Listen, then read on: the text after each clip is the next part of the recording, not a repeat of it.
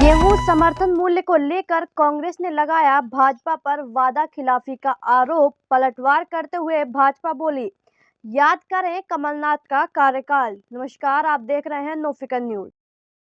आपको बता दें कि लोकसभा चुनाव को देखते हुए इन दिनों नामांकन भरने और आम सभाओं में एक दूसरे के खिलाफ आरोप प्रत्यारोप का दौर चल रहा है। कांग्रेस ने भारतीय जनता पार्टी पर वादा खिलाफी का आरोप लगाते हुए कहा कि विधानसभा चुनाव के पहले 2700 रुपए प्रति क्विंटल के हिसाब से समर्थन मूल्य पर गेहूं खरीदने का वादा किया गया था, जो कि आज तक पूरा नहीं हुआ है। भारतीय जनता पार्टी ने भी इस आरोप पर पलटवार करते हुए कमलनाथ की 15 महीने की सरकार की वादा खिलाफी का स्मरण करा दिया।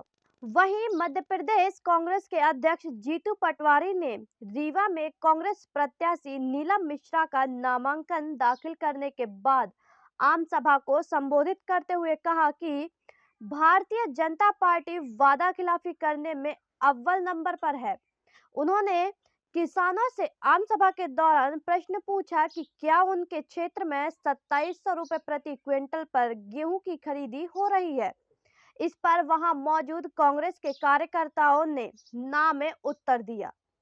इसके अलावा जीतू पटवारी ने यह भी कहा कि बीजेपी सरकार ने महंगाई कम करने का वादा किया था, यह वादा भी सरकार ने पूरा नहीं किया।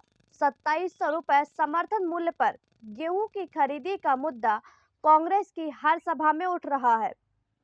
इस मुद्दे पर भारतीय जनता पार्टी ने भी कांग्रेस को जवाब दे दिया है। मध्य प्रदेश बीजेपी के प्रवक्ता आशीष अग्रवाल के मुताबिक किसानों ने कांग्रेस की कमलनाथ सरकार के 15 महीने देखे हैं। 10 दिन में कर्ज माफी का वादा करने वाली कांग्रेस की सरकार ने 15 महीने तक किसानों का कर्ज माफ नहीं किया और उनके साथ छलावा किया है। उन्होंने यह भी कहा है कि कांग्रेस नेताओं को अन्नदाता की मांग उठाना शोभा नहीं देता है। उन्होंने कहा कि कांग्रेस नेताओं को बीजेपी सरकार को ज्ञान देने की आवश्यकता नहीं है। उन्हें पता है कि किसान हित में कौन से निर्णय लिए जाना है। साथ ही विधानसभा चुनाव 2023 में भारतीय जनता पार्टी और कांग्रेस ने बढ़ चढ़कर वादे किए थे, जहां भारतीय जनता पार्टी ने लाडली बहना योजना के जरिए 1000 रुपए देने की बात कही थी, तो कांग्रेस ने 1500 रुपए महीना दिए जाने का वादा किया था। इसके अलावा दोनों ही राजनीतिक दलों ने लोगों के बीच अपने मैनिफेस्टो में कई वादे किए थे।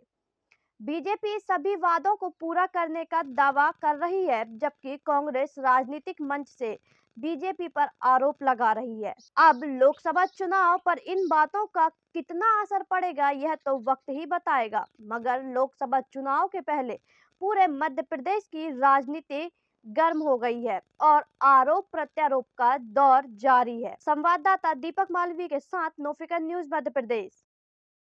2014 की वो बातें आपके अंतर मन में रहनी चाहिए, जब नरेंद्र मोदी जी ने देश को कहा था कि बहुत हुई महंगाई की बार, अब की बार मोदी सरकार। आप लोगों ने, देश ने, जनमानस ने उन पर भरोसा किया था। जब उन्होंने देश के सामने कहा कि अच्छे दिन, काला धन, स्विस बैंक, 15-15 लाख, याद है आप लोगों को? जब उन्होंने देश को कहा कि किसानों की आय में दुगनी करूंगा और समर्थन मूल्य एमएसपी लागू करूंगा, देश ने उन पर भरोसा किया। पर हुआ क्या? 10 साल बाद उसके विपरीत बहुत हुई महंगाई की बार, अब की बार मोदी सरकार। पेट्रोल था 60 का, करना था 30 का, हो गया 130 का। सही है गलत? बहुत हुआ बेरोजगारी की बात।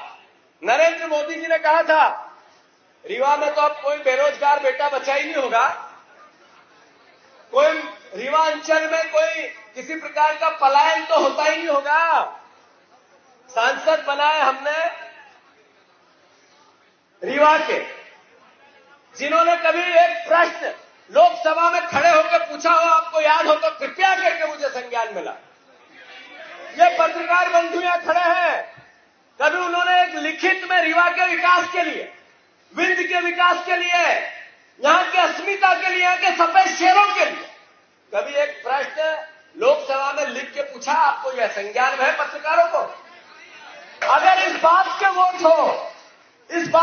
हो तो फिर उनको मिलना चाहिए। और विनाश और विकास को रोधक करने वाला अगर वोट हो, जिसने विकास विरोधी विचार के विपरीत अगर वोट करना हो, तो फिर आपके सामने नीलम मिश्रा जी बैठी है, आपकी बेटी है, बहू है, आप उनको चुनिए। अनुरोध